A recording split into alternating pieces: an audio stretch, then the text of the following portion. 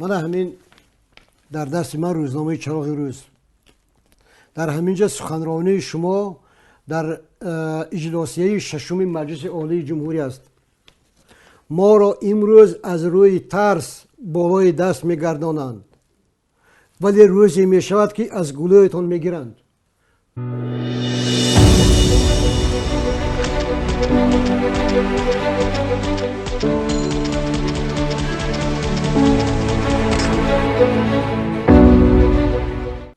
تکرار میکنم، این سخنهای شما محترم امام علی شریفویچ. ما را امروز از روی ترس بالای دست میگردانند، ولی روزی می شود که از گلویتان میگیرند. بله، دیگر وقتی آن آمد که مردم از گلوی ظالمان میگیرند. دیگر کاسه صبر مردم لبریز شد. دیگر برای مردم فرق بین مرگ و زندگی گم شد. دیگر مردم نمیخواهند که گستربایتر باشند، غلام باشند. دیگر مردم نمیخواهند که در خانه های خنک زندگی میکنند. دیگر مردم نمیخواهند که بچه های آنها درد فراق کشند.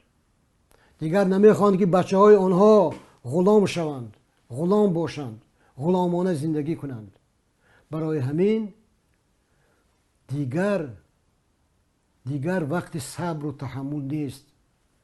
این دفعه اختیار در دست شماست.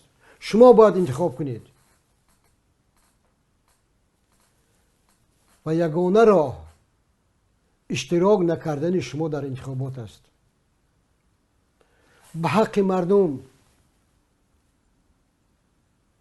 رحم کنید. به حق مادران ره انتظار، به حق کودکانی که آینده ندارند،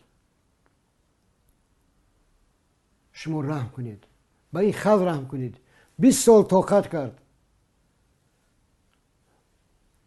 محترم امام علی شریفویچ، به همین مردم تاجیکستان از تلویزیون یک بار برآمد کنید و یک جمله گویید: یک جهان تشکر، من رفتم. این بهترین سخنرانی شما می شود. این بهترین پیام شما می شود. این پیام تاریخی شما می شود. این پیام می شود که بعد 10 ساله ها و 100 ساله ها مردم به یاد خواهند آورد.